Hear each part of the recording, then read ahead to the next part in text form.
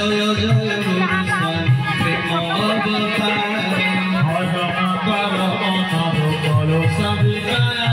जय जय गुरु स्वामी प्रेम अवतार जय जय गुरु मंगलकार जय श्री गुरु पिंड ब्रह्मांड सदाकार जय जय गुरु मंगलकार जय श्री गुरु पिंड ब्रह्मांड सदाकार जय जय गुरु मंगलकार जय श्री गुरु पिंड ब्रह्मांड सदाकार परम प्रेममय परम करुणिक जुगावतार भावग्राही गुरुस्वामी कमनीय कांति नायक अनुपम शांतिदायक मशून्य हृदय पूर्ण पुरुष मुनिजन मानस हंस भक्तजनानंदकारी हृदय कुंज बिहारी मन गगन शशि हृदय कंदरवासी मो मनर मन मो प्राणर प्राण मो हृदय हृदय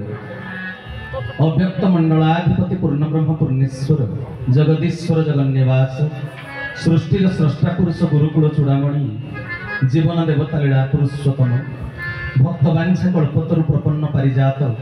अनंत श्री संपन्न ठाकुर चरमनाथ गुरुस्वामी श्री श्री श्री केशव नारायण शंकर विरंची वांछित अभय निर्भय परम पावन अष्टादश सिंहयुक्त निर्वाण धाम चरम स्थल पद पंकजरे सर्वाग मानसिक भाव कोटि कोटि कोटि कोटि अनंत कोटि बार भूमिपात साष्टांग दंडवत तत्परे आज महान जागतिक कैवल्य चैतन्य श्रीपादुका मधुस्नान और ब्रह्मयज्ञ अनुष्ठान सांध्य सत्संग अधिवेशन मंच परिचालक सुदूर कटकरू आसी कार्यनिर्वाह करुवा मोर पितृप्रतिम वयोवृद्ध उपेन्द्र भाई महोदय विश्वभातृत्व दिव्यात्मा परिषद अच्युत भूतब्रह्म संघ कीर्तिज्योति आश्रम स्वर्णक्षेत्र माहिंगा मयूरभंज जिला संगठन केंद्र संगठन शाखा संगठन बारिपदा शाखा संगठन अंतर्गत उपस्थित समस्त कार्यनिर्वाही कर्मकर्ता वृंद सुदूर अवतार क्षेत्र माहिंगारू आसी संघ परिषदर समस्त कार्यनिर्वाही कर्मकर्ता वृंद वाद्यजंत्र सहयोग करुवा भाई माने पूजा कार्य विनियुक्त जागी पूजक मंडली सम्मुखें उपवेशन कर अव्यक्त मंडलाधिपति चरमनाथ व्यक्त लीला पिपासु समस्त गुरुभ्राता गुरुभगिनी मोर सहयोगी सहकर्मी सनातन सारथी वृंद उपस्थित सदात्मा दिव्यात्मा चिदात्मा गण बारिपदा माटी हूँ कवि लेखकों माटी साहित्य समृद्ध माटी साहित्य संभ्रांत माटी ए माटी को मध्य कोटि कोटि कोटि कोटि प्रणाम ज्ञापन करुच्ची उपस्थित सदात्मा दिव्यात्मा चिदात्मा ब्रह्मजिज्ञासु सत्संग प्रेमी ईश्वर अभिमुखी भगवत कथा पिपासु आबाल वृद्ध वनिता ए डाकबाजी जंत्र जेपर्यंत कर्णगोचर हेउथिबो से परिवेश परिधि भितर समस्त ज्ञानी जीवगण समस्त आत्मा राम ए सृष्टिर सकल गुरु संप्रदाय समस्तंकर इष्ट देव भक्त शिष्य अनुगत आश्रित युव समाज साधु समाज मध्य संत समाज सर्वोपरि भगवान अमृतमय सृष्टिर कीट ठार ब्रह्म पर्यंत समस्त मोर हृदय गभीरतम प्रदेश निष्कपट चित्तरे गुरु ज्ञान सश्रद्ध सप्रेम सभक्ति सस्नेह गुरुस्वामी प्रणाम बोलिए आनंद कबार हरि हरि बोल हरि अनंत हरि कथा अनंत भक्त भगवान कथा जीव परमर कथा आत्मा परमात्मार कथा गुरु शिष्य परंपरार कथा सृष्टि और स्रष्टा पुरुष संबंध कथा यही कथा यही गाथा यही अमृत वचन हूँ प्रभु वचन प्रवचन दिन दिन वर्ष वर्ष धरी आध्यात्मिक प्रेमी भाई भौणी माँ बापा माने अति आग्रह पूर्वक ए कथा को श्रवण कर आसुचंती आज जागयज्ञर अनुष्ठान करा जाउछि एठी सत्संगर आयोजन करा जाइछि किंतु एकविंश शताब्दीर विज्ञान सर्वस्व अत्याधुनिक मनीष पाखे प्रश्न समस्ते प्राय यही कथा समस्त भितर उंकी मारुछि जे ए कार्यक्रम आयोजन आवश्यकता वास्तव में कौन आज जो कार्यक्रम ये अनुष्ठित होछि यार उपयोगिता केते एकविंश शताब्दी अत्याधुनिक मनीष को ए धर्मानुष्ठान कौन लाभ दे पारिबो एते बड़ कार्यक्रम अर्थर विनियोग समयर विनियोग शारीरिक परिश्रम मानसिक उद्यम दूर दूरांतर आसी एकत्रित होती वर्षा प्रतिकूल परिवेश समस्त गुरु भाई भौणी मान यार यथार्थता केते ଅନେକଙ୍କ ପାଖରେ ଏମିତି ଅନେକ ପ୍ରଶ୍ନବାଚୀ ଏପଟେ ଘୃତ ଯଜ୍ଞ ଚାଲିଛି, ନାମ ଯଜ୍ଞ ଚାଲିଛି, ଜ୍ଞାନ ଯଜ୍ଞ ଚାଲିଛି, ଅର୍ଣ୍ଣ ଯଜ୍ଞ ଚାଲିଛି, କୈବଲ୍ୟ ମଣ୍ଡପରେ ପୂଜ୍ୟ ପୂଜାର ବ୍ୟବସ୍ଥା କରାଯାଇଛି। କ୍ଷିତିଜ୍ୟୋତି ଆଶ୍ରମ ଶାଖା ବାରିପଦାର ପରିସର ଭିତରେ ସ୍ନାନ ମଣ୍ଡପରେ କେଶବ ଠାକୁରଙ୍କର ଶ୍ରୀପାଦୁକାର ପୁଣି ମଧୁସ୍ନାନ ବ୍ୟବସ୍ଥା ଇତ୍ୟାଦି ପ୍ରକାର ବ୍ୟବସ୍ଥା କରାଯାଇଛି। ଏ କାର୍ଯ୍ୟକ୍ରମରେ এই যে ধর্ম অনুষ্ঠানর আয়োজন করা যাইছি, ব্যবস্থা করা যাইছি, প্রকৃতরে আপন মানকু ইয়ে কোন লাভ দেই পারে, ইয়ে গোটি আলোচনার বিষয়বস্তু। মন ধ্যান দেই কথাকে শ্রবণ করবে। এই কার্যক্রমটি কোন চালিছি না ধর্মানুষ্ঠান। ধর্মানুষ্ঠানর আয়োজন করা যাইছি। ভারত মাটি হচ্ছে ধর্মর মাটি, আধ্যাত্মিকতার মাটি। তার আধ্যাত্মিকতা সারা বিশ্বকু মধ্য প্রভাবিত করেছে। হ্যাঁ কি নাই ভাই ভী মানে কেতে মহামনীষী কেতে বিদেশী দার্শনিক মহাপুরুষ মানে সব ভারতবর্ষকে আকর্ষিত হয়ে ধাই আসিছেন। গ্রিস দেশর মেঘাস্তেনিসি আসিলে চন্দ্রগুপ্ত মৌর্যঙ্ক রাজসভারে 5 বর্ষ অবস্থান কলে। চীনরু আসিলে হুয়েনসা আসিছন্তি ভাইয়া। অনেক মহামনীষী মানে ভারতবর্ষকু আসিছন্তি। তেবে কোউ আকর্ষণরে আসিলে কপিল সংহিতার কপিল মুনি কেড়ে সুন্দর ভাবে কহিলে বলে বর্ষাণং ভারত শ্রেষ্ঠ দেশানং উৎকল স্মৃত উৎকলস্য সমো দেশ দেশ নাস্তি মহিতলে। কলে এড়ে বড় পৃথিবীরে ভারত ভলিয়া দেশ নাই। তেবে ভারতরে কোন ଅଛି যে ভারত ভলিয়া দেশ নাই কাହିଁକି? পুঞ্জিবাদী রাষ্ট্র তো আমেরিকা, চীন, জাপান এমানে তো ସବୁ টেকনোলজি রে আগুয়া, আণবিক শক্তি রে আগুয়া। বর্তমান রুষ আর ইউক্রেন তাঙ্কর পরাকাষ্ঠা দেখিলে। হ্যাঁ কি নাই? তে ভারতের কোন আছে না প্রতি যুগরে ভারতবর্ষরে আর্যভূমি, পুণ্যভূমি, দেবভূমি ভারতবর্ষরে প্রভু দেহ ধারণ করিছেন ধর্ম সংস্থাপন করিবা। ଯେଉଁମାନେ ସାକାରବାଦ ଉପରେ ବିଶ୍ୱାସ କରନ୍ତି ସେମାନଙ୍କୁ ଏ କଥା ମୁଁ କହୁଛି। କାରଣ କଳି ଯୁଗରେ ନାସ୍ତିକ ଆଉ ଆସ୍ତିକ ଇଏ ଦୁଇ ପ୍ରକାର ଗୋଷ୍ଠୀ। ଭଗବାନଙ୍କୁ ଗ୍ରହଣ ନ କରିବା ଲୋକ ଅଛନ୍ତି ଧରାପୃଷ୍ଠରେ। ଈଶ୍ୱର ଯିଏ ପରମାତ୍ମା ଏହି ସୃଷ୍ଟିକୁ ନିର୍ମାଣ କରିଛନ୍ତି, ପ୍ରଶ୍ୱାସରେ ପବନ ଗ୍ରହଣ କରିବା ପାଇଁ ଦେଇଛନ୍ତି, ଶୋଷ ମେଣ୍ଟେଇବା ପାଇଁ ପାଣି ଦେଇଛନ୍ତି, 56 କୋଟି ଜୀବ ଜଗତ ଖାଇବା ପାଇଁ ସମସ୍ତଙ୍କର ଖାଦ୍ୟ ବ୍ୟବସ୍ଥା ଯିଏ କରିଛନ୍ତି, ସେ ଈଶ୍ୱରଙ୍କୁ ସମସ୍ତେ ସ୍ୱୀକାର କରନ୍ତି ନାହିଁ। ସୃଷ୍ଟିର କେହି ଜଣେ କର୍ତ୍ତା ଅଛନ୍ତି ଯାହାଙ୍କର ନିର୍ଦ୍ଦେଶରେ ଷଡ଼ ଋତୁ ଆତଜାତ ହେଉଛି, ଗ୍ରୀଷ୍ମ ପରେ ବର୍ଷା, ବର୍ଷା ପରେ ଶୀତ। ଏ କଥାକୁ ସମସ୍ତେ ସ୍ୱୀକାର କରନ୍ତି। ଏଟା ଅଟୋମେଟିକ ଚାଲିଛି, ସ୍ୱୟଂ ଚାଳିତ କ୍ରିୟା। ଈଶ୍ୱରଙ୍କ ଅସ୍ତିତ୍ୱକୁ ଅନେକ ଗ୍ରହଣ କରନ୍ତି ନାହିଁ। ଆଉ ଅନେକ ଅଛନ୍ତି ସେମାନେ ଆସ୍ତିକ। କିନ୍ତୁ ଆସ୍ତିକ ମାନଙ୍କ ଭିତରେ ଯେଉଁମାନେ ଈଶ୍ୱର ଉପାସନା କରନ୍ତି, ଯେଉଁମାନେ ଆଧ୍ୟାତ୍ମିକବାଦୀ, ସେମାନଙ୍କ ଭିତରେ ମଧ୍ୟ ଦୁଇ ପ୍ରକାରର ଅଛନ୍ତି, ସାକାରବାଦୀ, ନିରାକାରବାଦୀ। ତେଣୁ ଯେଉଁମାନେ ସାକାରବାଦ ଉପରେ ବିଶ୍ୱାସ କରନ୍ତି, ମୁଁ ସେଇମାନଙ୍କ ପାଇଁ କହୁଛି ଯେ ପୃଥିବୀ ପୃଷ୍ଠରେ ଯେତେବେଳେ ଅଧର୍ମର ଅଭ୍ୟୁତ୍ଥାନ ହୁଏ, ଧର୍ମ ସଂସ୍ଥାପନ ପାଇଁ ଯୁଗେ ଯୁଗେ ଅବତାର ଗ୍ରହଣ କରନ୍ତି, ନିରାକାରରୁ ସାକାର ହୁଅନ୍ତି, ଅରୂପରୁ ସ୍ୱରୂପ ହୁଅନ୍ତି, ସୂକ୍ଷ୍ମରୁ ସ୍ଥୂଳ ହୋଇ ଆସନ୍ତି, ଅପ୍ରପଞ୍ଚ ଜଗତରୁ ପ୍ରପଞ୍ଚ ଜଗତକୁ ଆସନ୍ତି, ବିଦେହରୁ ଦେହ ଧାରଣ କରି ଯେତେବେଳେ ଆସନ୍ତି ଏହି ଭାରତରେ ହିଁ ଆସନ୍ତି। ଆଉ ଯେତେବେଳେ ପୃଥିବୀ ଜଳମଗ୍ନ ହେଇଯାଏ, ନୂତନ ସୃଷ୍ଟିର ପରିକଳ୍ପନା କରନ୍ତି ପରମାତ୍ମା। ପ୍ରଥମ କରି ଯେଉଁ ଭୂଖଣ୍ଡରେ ଜନବସତି ଆରମ୍ଭ ହୁଏ ତାହା ହେଉଛି ଭାରତବର୍ଷ। ହରି ହରି ବୋଲ। ତେଣୁ ହେ ସଜନ ବୃନ୍ଦ, ତେବେ ସେଇଥିପାଇଁ ଭାରତ ହେଉଛି ଏଡ଼େ ବଡ଼ ପୃଥିବୀରେ ଶ୍ରେଷ୍ଠ ଦେଶ। ତେବେ କହିବାର ତାତ୍ପର୍ଯ୍ୟ, ଆମେ ଯେତେବେଳେ ଭାରତବର୍ଷରେ ଜନ୍ମ ଲାଭ କରିଛେ, ଆମର କରଣୀୟ କର୍ତ୍ତବ୍ୟ ହେଲା ଆମେ ଧର୍ମ ପାଳନ କରିବା, ଈଶ୍ୱରଙ୍କ ସହିତ ଯୋଡ଼ି ହେବା ପାଇଁ, ଈଶ୍ୱରଙ୍କ ସହିତ ଯୋଗ ସୂତ୍ର ରକ୍ଷା କରିବା ପାଇଁ ମହାମନୀଷୀମାନେ, ଯୋଗୀମୁନି ଋଷିମାନେ ଅନେକ ପ୍ରକାର ବ୍ୟବସ୍ଥା କରିଛନ୍ତି। ତା ଭିତରୁ ଏହି ସତସଙ୍ଗ ଯଜ୍ଞ ଅନୁଷ୍ଠାନ ହେଉଛି ଏକ ପ୍ରକାର ବ୍ୟବସ୍ଥା ଈଶ୍ୱରଙ୍କ ସହିତ ଯୋଡ଼ି ହେବା ପାଇଁ। ଧର୍ମ ବିନା ମଣିଷର କର୍ମ କେବେ ସରସ ସୁନ୍ଦର ହେଇପାରିବ ନାହିଁ। ମୁଁ ତ ଆଜି କହିବା ପାଇଁ ମୋତେ କମ୍ ସମୟ, ଆପଣ କେତେ ସମୟ ଶ୍ରବଣ କରିବେ, କେତେ ଆପଣଙ୍କର ଧୈର୍ଯ୍ୟ ଅଛି ସେ କଥା ମୁଁ ଜାଣିନାହିଁ। କାରଣ ସମୟ ପ୍ରାୟ ଅତିକ୍ରାନ୍ତ, ଆପଣମାନେ ହେଇଗଲେଣି ଭାରାକ୍ରାନ୍ତ। ସମୟ ମୋ ପାଇଁ ଅଳ୍ପ, କିନ୍ତୁ ମୋ ପାଖରେ ବିରାଟ ଗଳ୍ପ। ମୁଁ କୋଉଠୁ କହି କୋଉଠୁ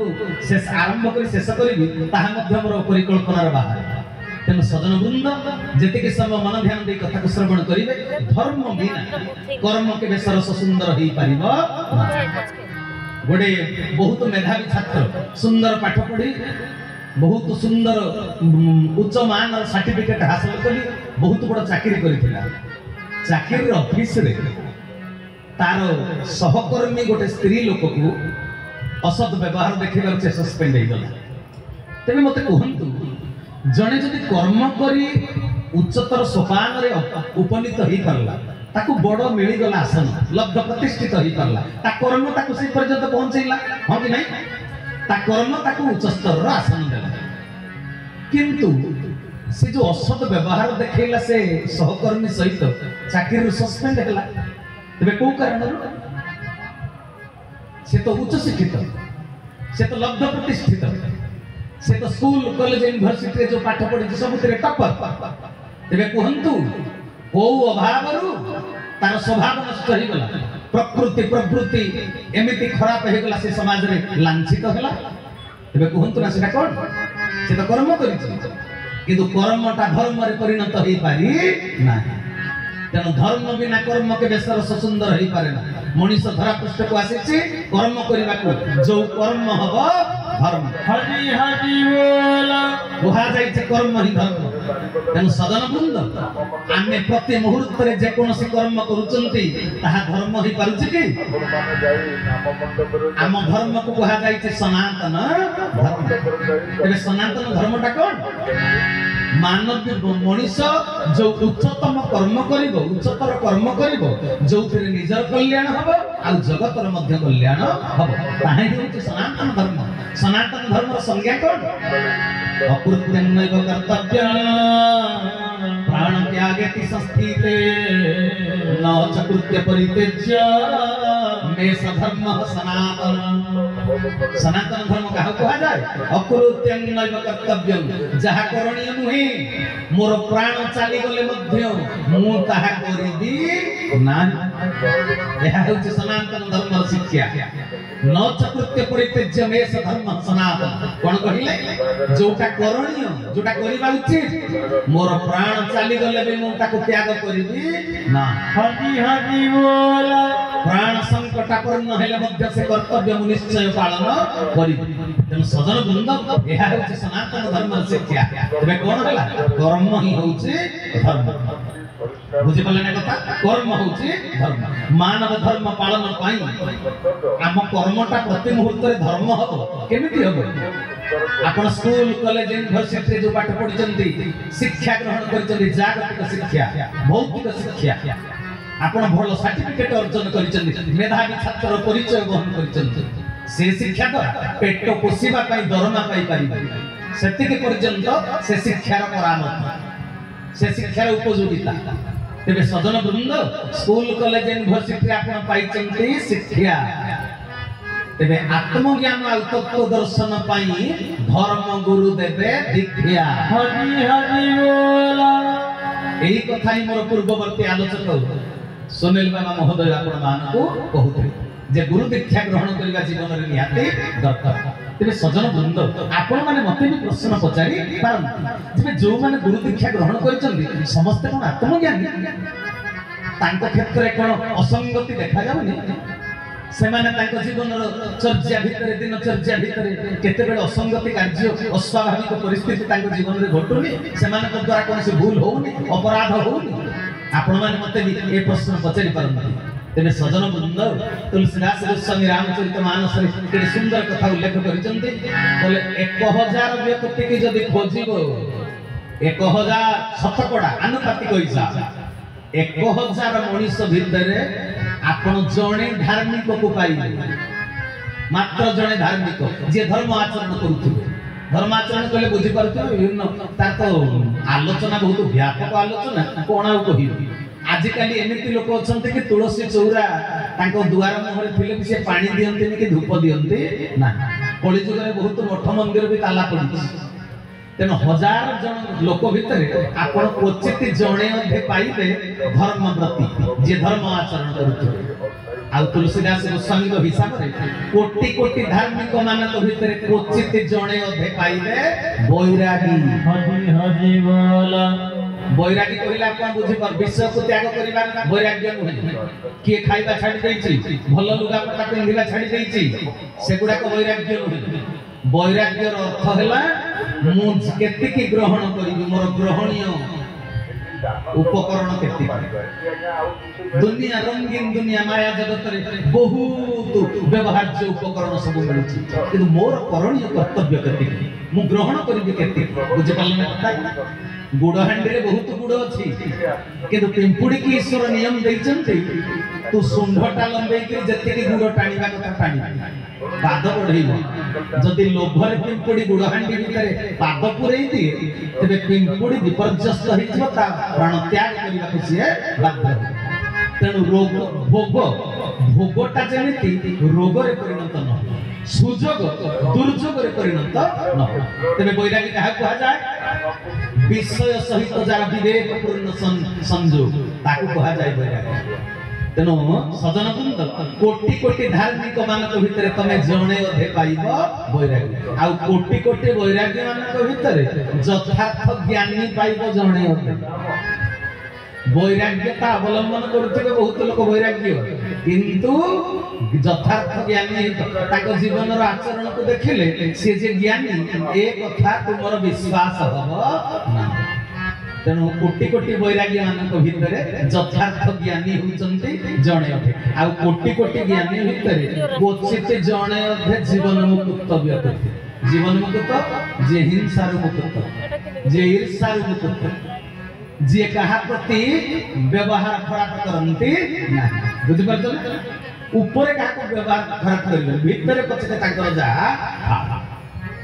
तेनु जीवन में जे हिंसा ईर्ष्या परस्त्रीकातरता अविद्या अस्मिता राग द्वेष ए गुडा कर मुक्त से होछि जीवन मुक्त से शांति संतोष रे कालातिपात करी पारंती सेथिरे भी आहुरी रहिछि असंग बुझ परछो हजार हजार जीवन मुक्त लोक मानक भितरे क्वचित जणे अधे ब्रह्मदर्शी जे वास्तव रे ब्रह्म को चिन्ह बुझी पाले ना कथा आ ये अनेकंक भितर माने धर्म आचरण कला वैरागी ज्ञानी जीवन मुक्त ब्रह्मलीन ब्रह्मदर्शी ए मानक भितर क्वचित पाइब हजार हजार भितर जणे अधे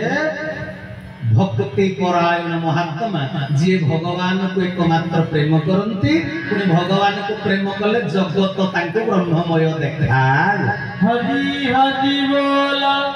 एमिति प्रेमी भक्त कोटिके रे गोटी आपन माने पाइबे बुझि पल्ल जे पर्यंत ईश्वरन को प्रति आपनकर प्रेम जात ही नाही दृढ़ अनुराग जात ही नाही से पर्यंत तुमे वास्तव धर्म पालन करि परिबो ना तबे प्रेमटा कोठी मिले सुर भाई प्रेम कोठी मिले कले बिनु सत्संग न हरि कथा तेहि बिनु मोह न भाग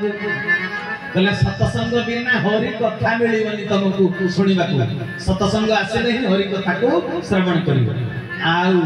हरि कथा बिना तुम भितरे केबे मोह भंग हबो ना आसक्ति टूटिबो ना रंगीन दुनिया माया जगत रे मजिचंती ए समस्त मनुष्य तेनु मोह टूटेबाटा एते सहज कथा नहीं कले जदी पाइबो भेट मो माया को तू ही काट तेनु जसवंत दासंकर रच तेनु सजन वृंद ये सत्संग बिना हरि कथा मिलनी कोन कहिले कले बिनु सत्संग न हरि कथा तेहि बिनु मोह न भाग मोह गए बिनु राम पद होई न दृढ़ अनुराग भजले हरि भजले मनवा भजले हरि हरि रे मनवा भजले हरि हरि रे पगले भजले हरि हरि बोल सच्चिदानंद सरमनाथ जय।